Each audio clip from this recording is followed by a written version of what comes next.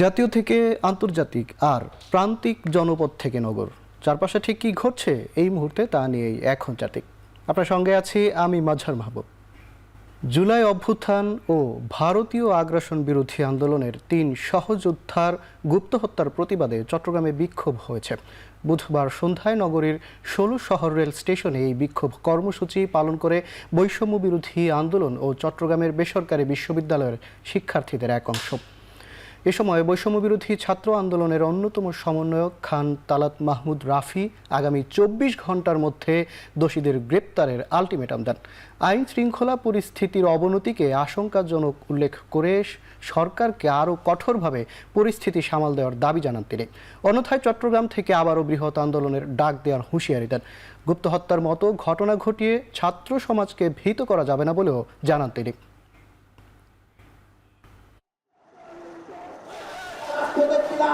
রাজপথে আছি এবং যতক্ষণ পর্যন্ত গঠিত না হবে আমরা রাজপথ ছাড়ব না। যাদেরকে গ্রেফতার করা হয়েছে তাদেরকে এখন পর্যন্ত দৃষ্টান্তমূলক শাস্তির আওতায় আনা হয় না। দায়িত্বশীল যারা রয়েছেন, উপদেষ্টা প্যানেলে যারা রয়েছেন, আপনারা নির্বিঘ্নে কাজ করতে পারেন। ২৪ ঘন্টার মধ্যে বাংলাদেশের যে গুপ্ত হামলাগুলো হয়েছে, গুপ্ত হত্যাগুলো হয়েছে, সেগুলোর দৃষ্টান্তমূলক শাস্তি নিশ্চিত করতে হবে। ইজতেমা ময়দানে সংঘর্ষে ৩ জনের মৃত্যুর ঘটনায় জড়িত কাউকে ছাড় দেওয়া হবে না বলে হুঁশিয়ারি দিয়েছেন স্বরাষ্ট্র উপদেষ্টা সাদ ও জুবায়েরপন্থীদের বৈঠক শেষে একথা বলেন তিনি। বুধবার দুপুরে সচিবালয়ে প্রথম মাওলানা সাদের অনুসারীদের সঙ্গে বৈঠক করেন স্বরাষ্ট্র উপদেষ্টা। পরে সাদপন্থীরা জানান, সংঘর্ষ এড়াতে সরকার তাদের মাঠ ছেড়ে দেওয়ার যে অনুরোধ করা হয়েছে সরকারের পক্ষ থেকে তাতে সম্মত হয়েছে তারা। এরপর একই জায়গায় জুবায়েরপন্থীদের সঙ্গে বৈঠক হয়। সরকার পরিস্থিতি নিয়ন্ত্রণে যে পদক্ষেপ নিচ্ছে সেটির সঙ্গে থাকার কথা বলেন মাওলানা মামুনুল হক। এ সময় হত্যার বিচার দাবি করেন তিনি। এর আগে ইজতেমা ময়দানে দুপক্ষের সংঘর্ষে ৪ জনের মৃত্যু হয়। পরে ঘটনাস্থলের ৩ কিলোমিটার ১৪৪ ধারা জারি করে পুলিশ। যারা হত্যাকাণ্ডের সাথে জড়িত তাদের তো অবশ্যই আইনের আওতায় আনতে হবে। এতে তো কোনো ছাড় দেওয়ার কোনো অবকাশ নাই। ডেট দুইটা তো আমরা এখন পর্যন্ত করি নাই, কিন্তু ভাইয়েরা আলোচনা করুক, আলোচনা করার পরে আমরা একটা সিদ্ধান্ত নেব। ১০ টাক অস্ত্র মামলায় সাবেক স্বরাষ্ট্র প্রতিমন্ত্রী লুৎফুজ্জামান বাবর সহ ৪ জনকে মৃত্যুদণ্ড থেকে সরাসরি খালাস দিয়েছে হাইকোর্ট। আর উলফা নেতা পরেশ বড়ুয়াকে দেওয়া হয়েছে যাবজ্জীবন। বাকি ৬ আসামিকে ১০ বছর করে কারাদণ্ড দেওয়া হয়েছে। সকালে ১০ ট্রাক অস্ত্র মামলায় এই রায় ঘোষণা করেন হাইকোর্ট। বিচারপতি মোস্তফা জামান ইসলাম ও বিচারপতি নাসরিন আক্তারের বেঞ্চে আসামি ও রাষ্ট্রপক্ষের যুক্তিতর্ক উপস্থাপন শেষে রায় ঘোষণা করা হয়। রায় বলা হয়, সাবেক স্বরাষ্ট্র প্রতিমন্ত্রী লুৎফুজ্জামান বাবর ৪ জনের আসামিদের বিরুদ্ধে ১০ ট্রাক অস্ত্র নিয়ে কোনো ধরনের সম্পৃক্ততার প্রমাণ পাওয়া যায়নি, তাই ৪ আসামিকে খালাস দেওয়া হয়েছে। এছাড়া সঠিকভাবে মামলার তদন্ত না হওয়া ও আসামিদের বিরুদ্ধে তথ্য প্রমাণ না থাকায় খালাস ও দণ্ড কমিয়ে দেওয়া হয়েছে বলে রায়ে উল্লেখ করেন উচ্চ আদালত।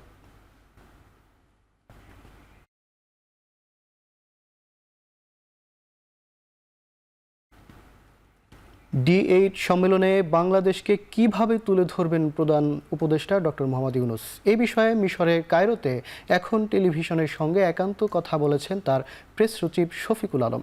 সাক্ষাৎকারটি নিয়েছেন সহকর্মী বেলায়েত হোসাইন।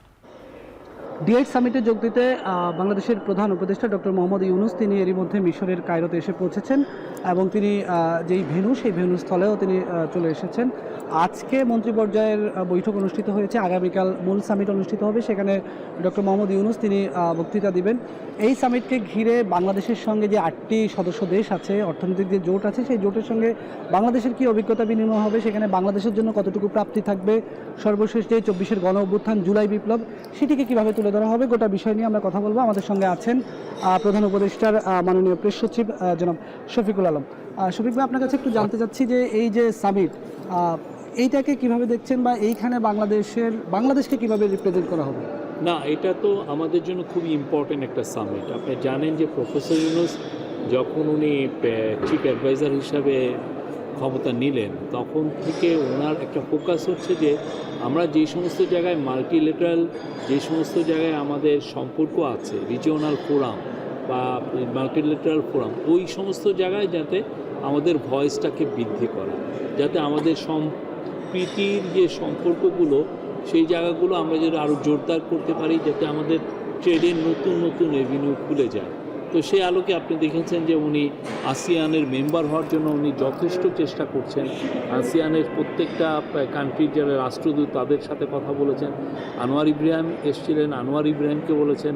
সার্ককে রিভাইভ করার জন্য উনি আপ্রান্ত চেষ্টা করছেন, এটা নিয়ে অনেক কথাও হয়েছে। আপনি শাহবাজ শরীফের সাথে কথা হয়েছে এটা নিয়ে, এটা নেপালের প্রেসিডেন্টের সাথে কথা বলেছেন উনি অনেকগুলো বিষয় নিয়ে। তারপরে মালদ্বীপের প্রেসিডেন্টের সাথে কথা হয়েছে। তারই একটা আলোকে এই যে D8-এর যে সামিটটা, এই D8 সামিট জানেন ডেভেলপিং 8 কান্ট্রি সামিট, এবং এরা মূলত মেজরিটি মুসলিম ন্যাশন নিয়ে। তো এইখানেও যাতে উনি হৃদ্যতা বাড়িয়ে, এইখানেও যাতে আমাদের ট্রেডের নতুন ভুবন হয়, আমাদের যাতে সম্পর্কটা অন্য লেভেলে যায়। আপনি জানেন যে গত পতিত স্বৈরাচারের সময় একের পর এক ভোট রিগিংয়ের ফলে যেটা হয়েছে যে ওই গভর্নমেন্টের লেজিটিমেসি অনেক জায়গায় ছিল না। ফলে যেটা হতো যে তার সাথে অনেকে সম্পর্ক সেভাবে উন্নয়ন করার ব্যাপারে অনেকে ইন্টারেস্টেড ছিল না। তো আমাদের ইচ্ছা যে আমরা ঢাকাকে আইসোলেট করে রাখতে চাই না। আমরা চাই যে বাংলাদেশ বা ইন্টারন্যাশনাল ফোরামে বাংলাদেশের একটা স্ট্রং প্রেজেন্স থাকে, আমাদের ট্রেডটা যেন ছড়িয়ে যায়। কারণ এই সমস্ত দেখেন D8-এর মেম্বার হচ্ছে turkey is booming economy, Malaysia is booming economy, Indonesia আপনি দেখবেন ইন্দোনেশিয়ার মতো গত দশকে এরকম কারো গ্রোথ হয়নি। তো এদের সাথে যদি আমরা সম্পর্কটা অন্য লেভেলে নিতে পারি, তাহলে আমাদের ট্রেডের তো নতুন জায়গা এভিনিউ তৈরি হয়। বাংলাদেশের জুলাই বিপ্লবকে কিভাবে তুলে ধরবেন এই সামিটে? ও জুলাই বিপ্লব তো উনি নিজে তো ওনাকে সবাই বরণ করে নিয়েছে এই জুলাই বিপ্লবের পোস্ট জুলাই বিপ্লবের যে সরকার প্রধান হিসেবে। তো জুলাই বিপ্লব উনি যেভাবে দেখেছেন যে বাংলাদেশের মানুষের যে কী অভূতপূর্ব, যে আবু সাইদ মুগ্ধ যেই রেভলিউশন করলো, নাফিসারা যে রেভলিউশন করলো, সেই রেভলিউশনের গল্প উনি বলবেন। কীভাবে বাংলাদেশ একটা নন ভায়োলেন্ট ওয়েতে একটা ব্রুটাল ডিকটেটরকে কীভাবে পতন করিয়েছে, সেই বিষয়টা হাইলাইট করবেন। ফিলিস্তিনের ইস্যুতে আলোচনা হবে আমরা জেনেছি, সেই ইস্যুতে এটা ফিলিস্তিনি গাজা আমরা লেবানন গাজা ইস্যুতে আলোচনা হবে, সেটা এখানে সামিটে সবাই আলোচনা করবেন আর কি। ধন্যবাদ। আমরা কথা বলছিলাম প্রধান উপদেষ্টার প্রেস সচিব জনাব শফিকুল আলমের সঙ্গে। তিনি বলছিলেন যে আগামীকাল যেই মূল সামিটটি অনুষ্ঠিত হবে সেখানে ডক্টর মোহাম্মদ ইউনূস বাংলাদেশকে কীভাবে উপস্থাপন করবেন, সেখানে বাংলাদেশের জুলাই বিপ্লবকে তুলে ধরা হবে, 24-এর গণঅভ্যুত্থানকে তুলে ধরা হবে, যাদের আত্মত্যাগে এই যে নতুন একটি সরকার বাংলাদেশের দায়িত্ব নিয়েছে সেই সরকারের কার্যক্রম নিয়ে তিনি কথা বলবেন। পাশাপাশি যে সদস্য দেশগুলো আছে সেই দেশগুলোর মধ্যে যে এই যে অর্থনৈতিক জোট, এই জোটকে কীভাবে আরও ত্বরান্বিত করা যায়, নিজেদের মধ্যে আন্তঃবাণিজ্য সম্পর্ক কীভাবে বাড়ানো যায়, সেই বিষয়গুলো নিয়ে কথা বলবেন। তো এই ছিল আমার কাছে এখনকার মতো। বিএনপি ঘোষিত 31 দফা বাস্তবায়নের মাধ্যমে ষড়যন্ত্রকারীদের জবাব দেওয়া হবে বলে জানিয়েছেন দলের ভারপ্রাপ্ত চেয়ারম্যান তারেক রহমান। বুধবার বিকেলে টাঙ্গাইল সহ 3 জেলা বিএনপি আয়োজিত অনুষ্ঠানে ভার্চুয়ালি যুক্ত হয়ে প্রধান অতিথির বক্তব্যে তিনি কথা বলেন। জনগণের আস্থা, এই যে জনগণের বিশ্বাস, এগুলিকে আমাদের ধরে রাখতে হবে। যারা দেশি এবং বিদেশি ষড়যন্ত্রকারী, যারা চায় না এদেশে গণতন্ত্র প্রতিষ্ঠিত হোক, যারা চায় না এই দেশের মানুষ রাজনৈতিকভাবে এবং অর্থনৈতিকভাবে সফল হোক, স্বাবলম্বী হোক, যারা এটা চায় না, আমরা যদি 31 দফা সফল করতে পারি, তাহলে মানুষের ভোটের অধিকারকে প্রতিষ্ঠিত করতে পারি, তাহলেই তাদেরকে আমাদের জবাব দেওয়া হবে। এদিকে অন্তর্বর্তী সরকারের কাছে বিএনপি যে সুনির্দিষ্ট রোডম্যাপ প্রত্যাশা করেছিল তা পূরণ হয়নি বলে মন্তব্য করেছেন বিএনপির স্থায়ী কমিটির সদস্য সালাহউদ্দিন আহমেদ। বুধবার সকালে রাজধানীর বনানীতে কড়াইল BTCL কলোনিতে বিশেষ মেডিকেল ক্যাম্প উদ্বোধন শেষে সাংবাদিকদের তিনি বলেন, সুষ্ঠু নির্বাচনের স্বার্থে আইনি ও প্রাতিষ্ঠানিক সংস্কার করতে 4 থেকে 6 মাস সময় বেশি লাগার কথা নয়। রোডম্যাপ নিয়ে বিএনপি কোনো ধারণা নয়, দিনক্ষণ সহ সুনির্দিষ্টভাবে নির্বাচনের তারিখ জানতে চায়। এ সময় গণতান্ত্রিক যাত্রায় অন্তর্বর্তী সরকারকে কোনো কৌশল প্রয়োগ না করতে আহ্বান জানায় বিএনপির স্থায়ী কমিটির এই সদস্য।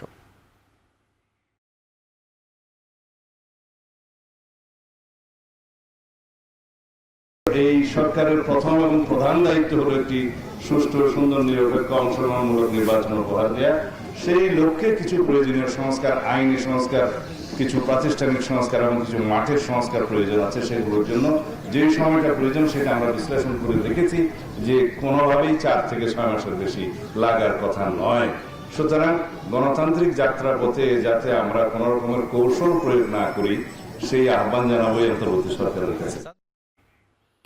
এদিকে নির্বাচন নিয়ে প্রধান উপদেষ্টার বক্তব্যের পরে প্রেস সচিবের সময় বাড়ানোর চেষ্টা ভালো লক্ষণ নয় বলে মন্তব্য করেছেন বিএনপির আরেক নেতা, স্থায়ী কমিটির সদস্য ডক্টর এজেডএম জাহিদ হোসেন। বুধবার সকালে জাতীয় প্রেস ক্লাবের সামনে ভারতীয় আগ্রাসনের প্রতিবাদে আয়োজিত সমাবেশে তিনি বলেন, প্রয়োজনীয় সংস্কার শেষে দ্রুততার সাথে নির্বাচন দিতে হবে। সংস্কারের অজুহাতে নির্বাচনের জন্য সময়ক্ষেপণ করা যাবে না। এছাড়া ভারতের প্রধানমন্ত্রী নরেন্দ্র মোদীর সমালোচনা করে তিনি বলেন, বিজয় দিবস নিয়ে মোদীর বক্তব্যই প্রমাণ করে ভারতীয় মিডিয়ার অপতথ্য প্রচারে সেদেশের সরকারের ভূমিকা রয়েছে।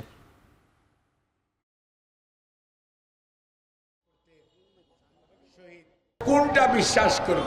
প্রধান উপদেষ্টা বললেন ডিসেম্বরের শেষের দিকে এবং 26-এর প্রথম দিকে নির্বাচন হতে পারে। পরের দিনই ওনার প্রেস সচিব বললেন এটা আবার 26-এর জুন পর্যন্ত এটা যেতে পারে। প্রেস সচিব মহোদয়, আপনি তো সরকারি চাকরি করেন, বেতন নেন, আপনি কোত্থেকে এই ক্ষমতা পেলেন যে আপনি আপনার প্রধান উপদেষ্টাকেও ক্রস করে চলে গেলেন?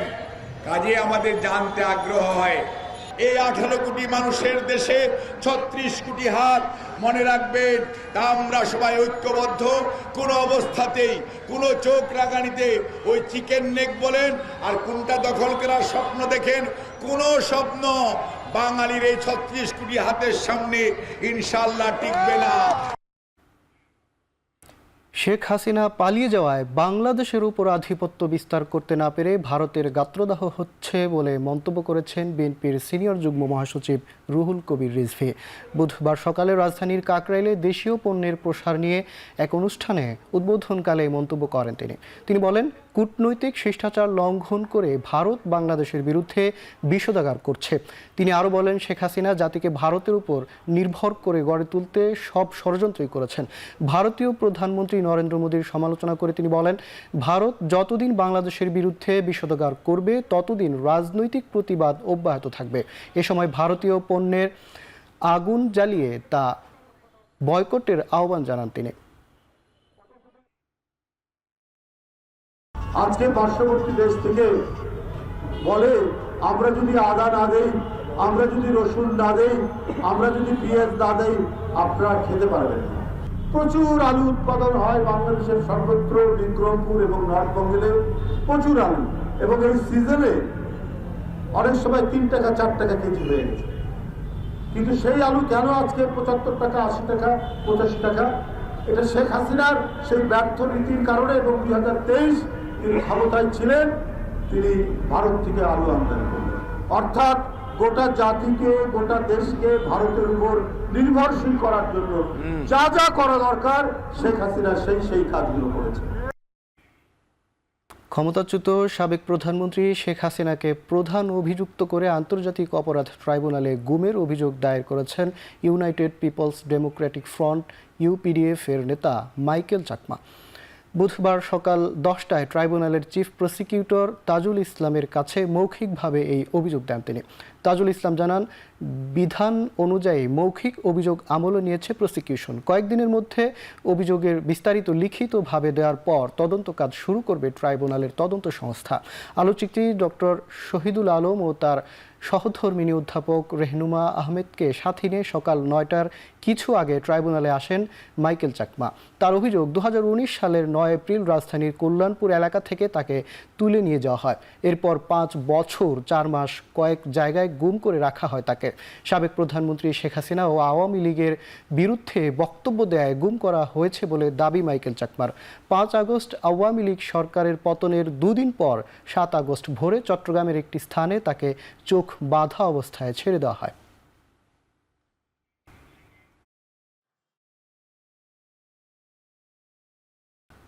বাংলাদেশের বিজয় দিবসের দিন দেয়া ভারতের প্রধানমন্ত্রীর বিতর্কিত পোস্টকে কেন্দ্র করে মুক্তিযুদ্ধের সঠিক ইতিহাস তুলে ধরেছে পররাষ্ট্র মন্ত্রণালয়।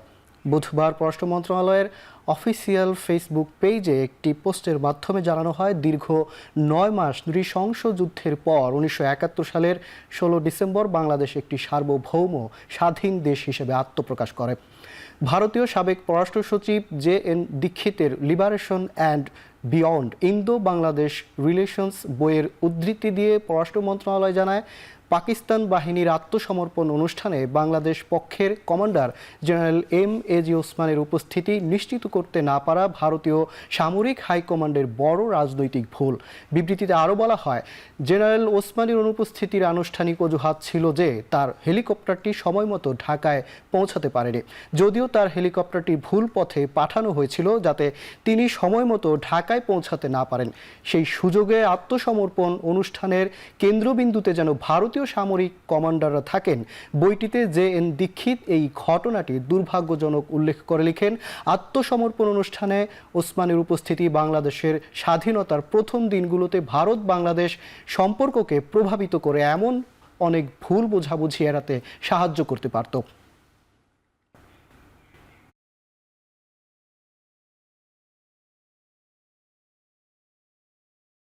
রমজানে বাজার পরিস্থিতি সহনীয় রাখতে সরকারিভাবে সয়াবিন ও মসুর ডাল আমদানি করছে সরকার। বুধবার দুপুরে সচিবালয়ে ক্রয় সংক্রান্ত উপদেষ্টা কমিটির বৈঠক শেষে সাংবাদিকদের একথা বলেন অর্থ উপদেষ্টা ডক্টর সালেহ উদ্দিন আহমেদ। রোজা পর্যন্ত যত সমস্ত নিত্য প্রয়োজনীয় জিনিসপত্র আছে, চাল, ডাল, খেজুর তো রোজার সময়, ছোলা, তারপর সয়াবিন তেল, এগুলো আমরা নিশ্চয়, চিনিও নিশ্চয়, মোটামুটি চেষ্টা করছি যেভাবে বাজারটা যেন আর একটু সহনীয় হয় লোকের জন্য। একটু সময় লাগবে, কারণ এগুলো ইম্পোর্ট করতে বেশি বাইরে থেকে ইম্পোর্ট। লোকজন যদি একটু কনসিয়াস না হয়, মানুষ যেন অনেক সময় তারা নিজেরা যদি মনিটর করে কমপ্লেন করে গিয়ে, তখন আমরা বলছি ওর যেন যথাযথ ব্যবস্থা, সেটা ঠিক হয় না। আমাদের যেটা হয় কি, লোকের সহনশক্তি বেশি, কিনে নিয়ে চলে যায়, কিন্তু বাইরে কিন্তু কনজিউমার খুব কনসিয়াস থাকে, কমপ্লেন করে।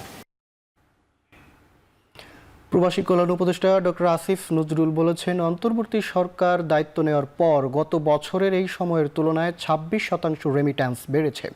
প্রবাসীরা সবচেয়ে বেশি পছন্দ করে ইসলামী ব্যাংকগুলোতে টাকা পাঠাতে, অথচ ফ্যাসিস্ট সরকার টার্গেট করে ইসলামী ব্যাংকগুলো ধ্বংস করেছে।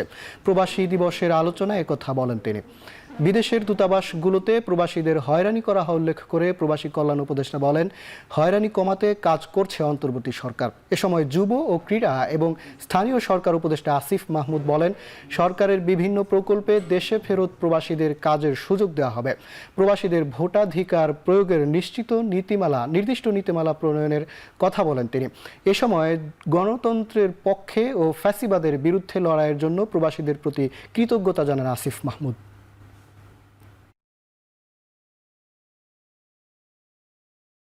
আমাদের দেশের যারা বাইরে পড়াশোনা করে এক্সপার্ট হয়েছেন এবং তারাও অন্যদের থেকে কোনোভাবেই কম নয়, তাদেরকে আপনারা সেখানে হায়ার করতে পারেন এবং সরকারি বিভিন্ন কার্যক্রমের ক্ষেত্রেও আমরা তাদেরকে হায়ার করার দিকটি বিশেষভাবে গুরুত্ব দিব।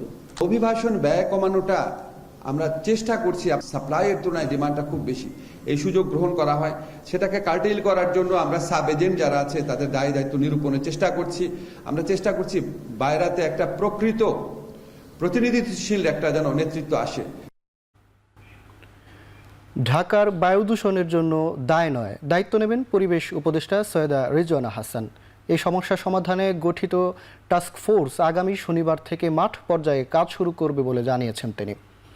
বুধবার সকালে বিশ্ব জলবায়ু বিষয়ক সেমিনারে কথা বলেন তিনি। এ সময় জলবায়ু পরিবর্তনের ঝুঁকি মোকাবেলায় সমন্বয় আরও বাড়ানোর তাগিদ দেন উপদেষ্টা। বলেন, জলবায়ু ফান্ড নিয়ে আগের সরকারের করা অপ্রাসঙ্গিক প্রকল্প বাতিল করা সহ গ্রিন ক্লাইমেট ফান্ডের অর্থের সঠিক ব্যবহার নিশ্চিত করতে কাজ করছে সরকার।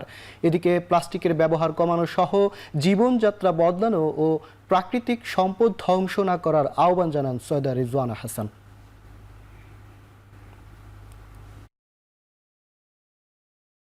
বায়ু দূষণ নিয়েও কিন্তু সরকারের একটা ম্যানেজমেন্ট প্ল্যান আছে। এটা আমরা যখন টেবিলের ওই পারে ছিলাম তখন মামলা মোকদ্দমা করে একটা নির্দেশনা এনেছিলাম। তো সেই বায়ু দূষণ ম্যানেজমেন্ট প্ল্যানটা পাশ হয়েছে 2024 সালের অগস্ট মাসে। এখন এই 4 মাসে কেমন করে এই সমস্যাটার সমাধান করে ফেলবো, আমি দায়িত্ব নেব, কিন্তু আমি দায় নেব না। 10টা বছর যাবত কমপ্লিট ইনঅ্যাকশন, খালি প্ল্যান করে আর প্রোগ্রাম করে, প্ল্যান করে আর প্রজেক্ট নাই, কিন্তু কাজটা যে কি হয় মাঠে এটা আসলে আমরা সেরকম অর্থে দেখি না। আমরা জলবায়ু পরিবর্তনের প্রকোপের মোকাবেলা করার একটা বড় উপায় হচ্ছে আপনার প্রাকৃতিক সম্পদগুলোকে সুরক্ষিত রাখা, কিন্তু আমরাও কিন্তু উন্নয়নের নামে প্রাকৃতিক সম্পদগুলোকে অরক্ষিত রাখছি না, ধ্বংস করছি। এই ধ্বংসের প্রক্রিয়া যদি আমরা কমিয়ে দেই, বন্ধ করে দিই, তাহলে জলবায়ু পরিবর্তনের অ্যাডাপ্টেশন বা খাপ খাইয়ে নেওয়াটা আমাদের জন্য সহজ হবে।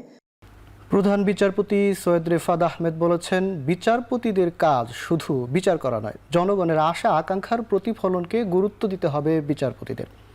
বুধবার সুপ্রিম কোর্ট দিবসের আলোচনা সভায় প্রধান অতিথির বক্তব্যে এসব কথা বলেন দেশের প্রধান বিচারপতি। আপিল বিভাগের জ্যেষ্ঠ বিচারপতি আশফাকুল ইসলামের সভাপতিত্বে বক্তব্য রাখেন attorney general Mohammad Asaduzzaman, supreme court আইনজীবী সমিতির সভাপতি ব্যারিস্টার মাহবুবউদ্দিন খোকন ও হাইকোর্ট বিভাগের বিচারপতি A K M. Asaduzzaman. A fully independent judicial secretariat will allow the judiciary to manage its own affairs, free from external oversight or interference, and ensure greater efficiency in case management and judicial administration. For the Supreme Court to remain the standard bearer of integrity and wisdom, the process of judicial appointments must be beyond reproach. ক্ষমতার অপব্যবহার করে অবৈধ সম্পদ অর্জনের দায়ে সাবেক MP Nizamuddin হাজারী ও নাইমুর রহমান দুর্জয়ের বিরুদ্ধে মামলা করেছে দুদক। বুধবার দুপুরে দুদক কার্যালয়ে সাংবাদিকদের ব্রিফিংয়ে তথ্য জানান দুদকের মহাপরিচালক মোহাম্মদ আক্তার হোসেন। প্রায় 19 কোটি টাকা অবৈধ সম্পদ অর্জন ও 82টি ব্যাংক অ্যাকাউন্টে 548 কোটি টাকা সন্দেহজনক লেনদেনের প্রমাণ পাওয়ায় আওয়ামী লীগ সরকারের সাবেক এমপি নিজামুদ্দিন হাজারীর বিরুদ্ধে মামলা দায়ের করে দুদক। এছাড়া দলটির আরেক সাবেক এমপি এ.এম. নাইমুর রহমান দুর্জয় ক্ষমতার অপব্যবহার করে 11 কোটি টাকা সম্পদ অর্জন ও 23 ব্যাংক অ্যাকাউন্টে প্রায় 94 কোটি টাকার সন্দেহজনক লেনদেন পাওয়ায় তার বিরুদ্ধে মামলা করে দুদক। অবৈধ সম্পদ অর্জনের অভিযোগে জিয়াউল হাসানের বিরুদ্ধেও 3 সদস্যের কমিটির মাধ্যমে অনুসন্ধানের সিদ্ধান্ত নেয় দুদক। দুদক মহাপরিচালক বলেন, সরকারি কোনো কর্মকর্তা কর্মচারীর বিরুদ্ধে সুনির্দিষ্ট কোনো অভিযোগ পেলে তাদের বিরুদ্ধে যথাযথ ব্যবস্থা নেবে দুদক। দুর্নীতিগ্রস্ত আমলাদের রেহাই দেবে না বলে হুঁশিয়ারি দেন সংস্থাটির মহাপরিচালক।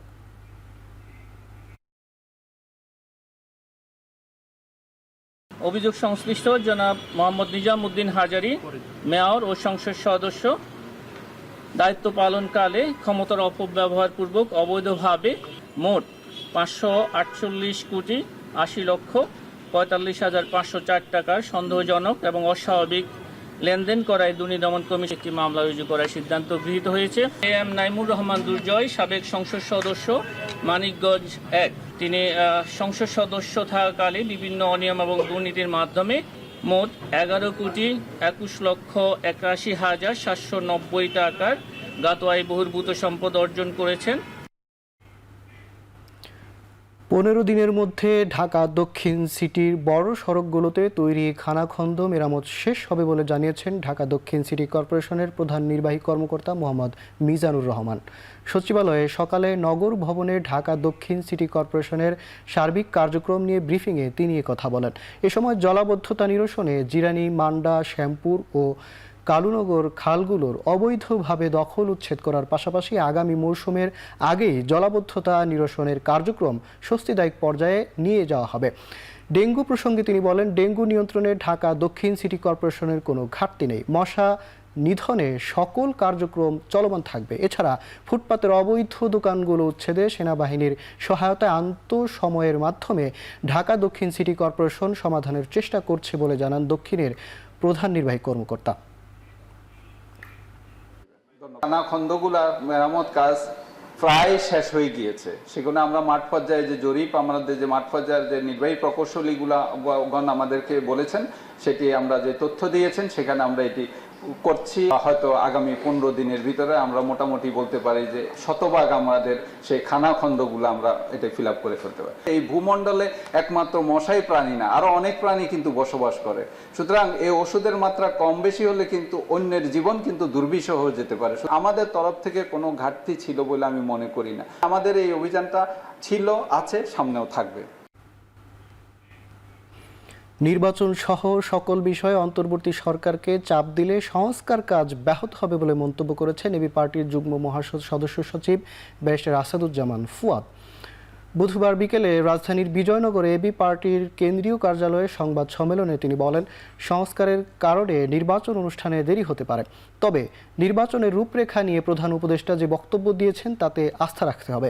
তিনি আরও বলেন, গত 15 বছরে ভুয়া নির্বাচনের পাশাপাশি বানোয়াট আদমশুমারি ও খানা জরিপ হয়েছে, তাই ত্রুটিপূর্ণ জাতীয় পরিচয়পত্রের উপর ভিত্তি করে তালিকা হালনাগাদ করা যাবে না। বিশ্বাসযোগ্য নির্বাচনের জন্য বাড়ি বাড়ি গিয়ে ভোটার তালিকা করতে হবে। এখনই বলি যে ডিসেম্বরে নির্বাচন হবে, জানুয়ারিতে নির্বাচন হবে, এইটা যদি আবার তখন পরিবর্তন হয় তখন প্রশ্ন আসবে, বলেছিলেন তো ডিসেম্বরে নির্বাচন হবে। আমরা ধারণা করতে পারছি 26-এর শুরুর দিকে অথবা 25-এর শেষের দিকে নির্বাচনটা হবে, এই রকম প্রস্তুতি নিয়েই ওনারা কাজ করছেন। তবে সংস্কার কি পরিমাণ হবে না হবে তার উপরে কিন্তু এটা ডিপেন্ড করবে। যদি অন্তর্বর্তীকালীন সরকার বোধ করে যে সবাই বোধ করছে যে আরো কিছু সংস্কার দরকার, সংস্কার করবে। যদি অংশীজনরা সবাই একমত হয়, এটাতে আমি কোনো সমস্যা দেখতে পাচ্ছি না। নৌপরিবহন মন্ত্রণালয়ের উপদেষ্টা এম শাখাওয়াত হোসেন বলেছেন, সময় হলেই নির্বাচনে অন্তর্বর্তীকালীন সরকারের ভূমিকা কী হবে তা স্পষ্ট হবে।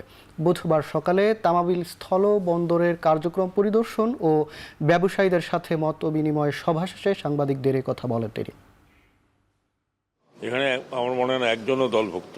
ইলেকশন যদি কেউ করতে যায় তাহলে বের হয়ে গিয়ে তাকে দলের যোগ দিয়ে ইলেকশন করবে। এখানে বসে থাকে তো পাওয়ারে বসে থাকে, ইলেকশন দল হবে না।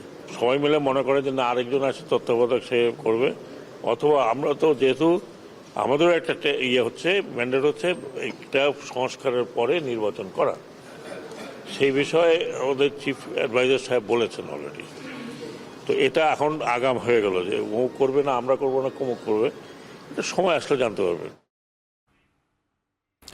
ভোলায় আগ্নেয়াস্ত্র সহ বাবা ছেলেকে আটক করেছে কোস্টগার্ড। মঙ্গলবার রাতে সদর উপজেলার কোরালিয়া গ্রাম থেকে আটকের পর তাদের থানা পুলিশে হস্তান্তর করা হয়।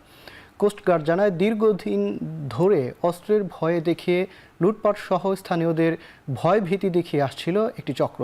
এ সংক্রান্ত অভিযোগের পর অভিযান চালায় কোস্টগার্ড। এক পর্যায়ে একটি আগ্নেয়াস্ত্র ও 5টি দেশীয় অস্ত্রসহ আলমগীর এবং তার ছেলে রিয়াদকে আটক করা হয়। তাদের বিরুদ্ধে থানায় মামলা আছে বলে জানিয়েছে পুলিশ। এলাকায় শান্তি শৃঙ্খলা বজায় রাখতে অভিযান অব্যাহত থাকবে বলে জানানো হয়।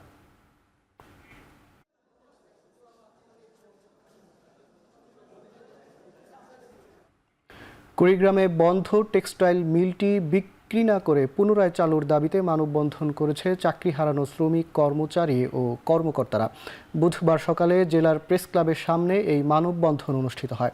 এতে ব্যানারসহ টেক্সটাইল মিলের চাকরিচ্যুত শ্রমিক কর্মচারীরা অংশ নেন। এ সময় জেলার একমাত্র ভারী শিল্প প্রতিষ্ঠানটি বিক্রি না করে চালুর দাবি জানান বক্তারা। 2007 সালে মিলটির 530 জন শ্রমিককে চাকরিচ্যুত করা হয়। পরবর্তীতে 2011 সালে অবশিষ্ট শ্রমিকদের ছাঁটাই করে মিলটি বন্ধ করে দেওয়া হয় আওয়ামী লীগ সরকার। এরপর থেকে মিলটি বিক্রি করার পায়তারা চলছে।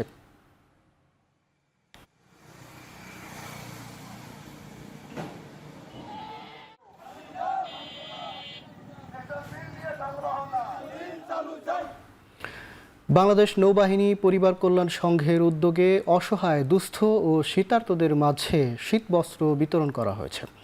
বুধবার ঢাকার মিরপুর 14 নম্বরে নাবিক আবাসিক এলাকায় নৌবাহিনীর পরিবার কল্যাণের উদ্যোগে সুবিধাবঞ্চিত শিশু, পঙ্গু, বয়স্ক নারী, পুরুষসহ অসহায় জনগোষ্ঠীর জন্য শীতের পোশাক বিতরণের আয়োজন করা হয়। এ সময় নৌবাহিনী পরিবার কল্যাণ সংঘের প্রেসিডেন্ট উপস্থিত সবার খোঁজ খবর নেন ও দরিদ্র জনগোষ্ঠীর পাশে থাকার আশ্বাস দেন। অনুষ্ঠানে নৌবাহিনী পরিবার কল্যাণ সংঘের ঢাকা শাখার চেয়ারম্যান নাওমি নাহরিন আজাদ ও বিএন লেডিস ক্লাবের ঢাকা শাখার চেয়ারম্যান বেগম লুবনা আনোয়ার উপস্থিত ছিলেন।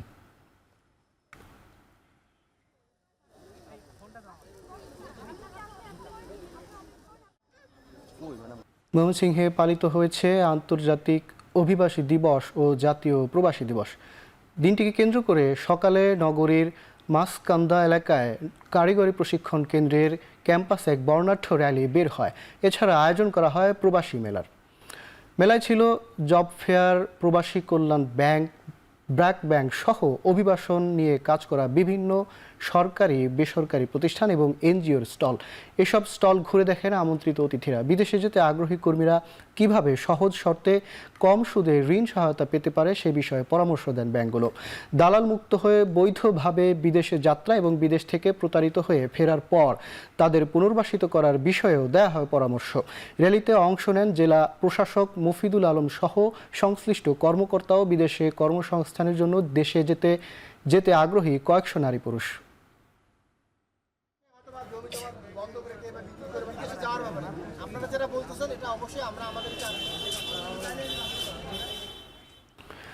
প্রবাসীদের অধিকার ও নিরাপত্তা সুরক্ষায় বিশ্বের বিভিন্ন দেশে থাকা বাংলাদেশ দূতাবাসের উদ্যোগে পালিত হলো আন্তর্জাতিক অভিবাসী ও জাতীয় প্রবাসী দিবস।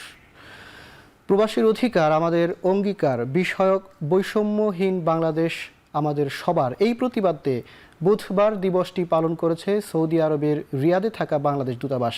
এ সময় দেশের রেমিট্যান্সে ভূমিকা রাখায় সৌদি আরবের ৩৩ লাখ প্রবাসী বাংলাদেশির প্রশংসা ও তাদের অভিনন্দন জানান রিয়াদে বাংলাদেশ দূতাবাসের charge d' affaires SM Rakibullah.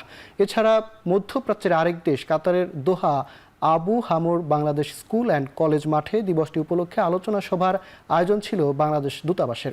অন্যটিতে মালয়েশিয়ার বসবাসরত প্রায় 15 লাখ প্রবাসী বাংলাদেশিদের সম্মান জানাতে দিবসটি উদযাপন করে হাইকমিশন। উপস্থিত ছিলেন বিভিন্ন পেশার রেমিটেন্স যোদ্ধারা।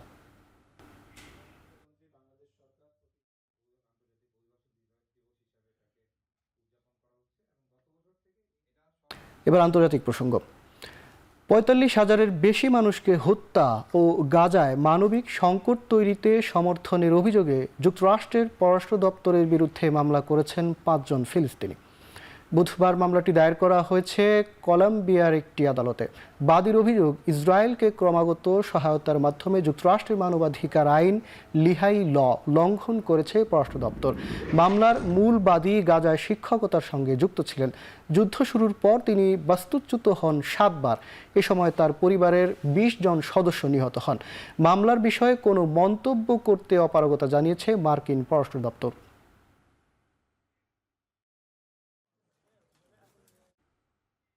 ২০২৫ সালের প্রথম ৬ মাসে প্রায় ১০ লাখ সিরিয়ান শরণার্থী দেশে ফিরতে পারবেন বলে আশাবাদ ব্যক্ত করেছে জাতিসংঘের শরণার্থী বিষয়ক সংস্থা UNHCR।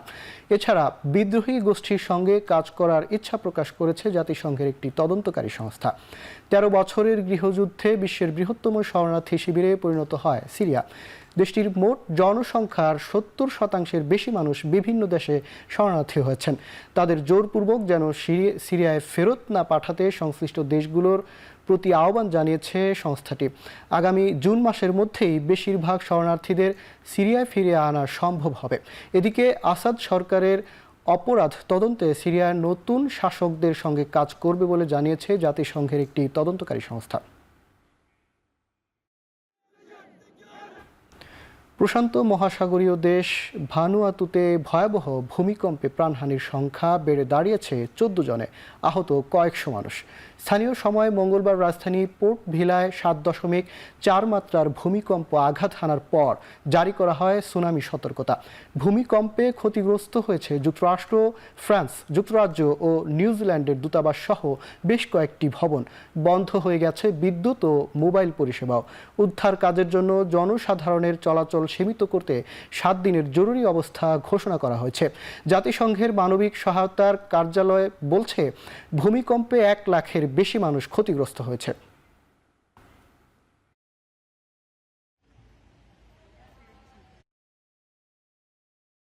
ব্রাজিলের মুদ্রার মান দেশটির ইতিহাসে সর্বনিম্ন পর্যায়ে ঠেকেছে। বেসরকারি প্রতিষ্ঠানগুলো সরকারের নেয়া আর্থিক নীতির সমালোচনা করেছে।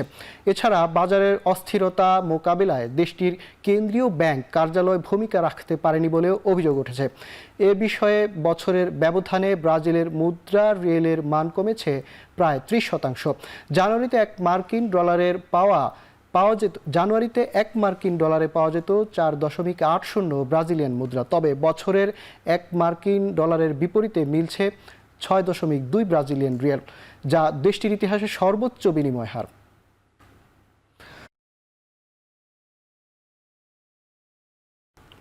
টি-20 সিরিজ জয়ের দিনেই দুঃসংবাদ বাংলাদেশের শিবিরে। ইনজুরির কারণে সিরিজ থেকে ছিটকে পড়লেন ওপেনার সৌম্য সরকার। ব্যাট হাতে এবার দারুণ ছন্দে ছিলেন সৌম্য সরকার, যেন পুরনো চেহারায় ফিরছিলেন তিনি। যদিও টি-20তে সেভাবে ঝলক দেখাতে পারেননি, 11 রান করে রান আউটের শিকার হন। তার আগে প্রথম টি-20তে খেলেছিলেন 43 রানের ঝকঝকে ইনিংস। তবে দেশে ফেরার আগে দুর্ভাগ্য সঙ্গী হচ্ছে তার। বিসিবি জানিয়েছে ইনিংসের 7ম ওভারে ক্যাচ নেয়ার সময় ডান হাতের আঙুলে ব্যথা পান সৌম্য, যে কারণে তার আঙুলে 5টি সেলাই দিতে হয়। জাতীয় দলের ফিজিও বাইজিদুল ইসলাম খান জানিয়েছেন পুরোপুরি সুস্থ হতে সৌম্যের লেগে যেতে পারে 3 থেকে 4 সপ্তাহ।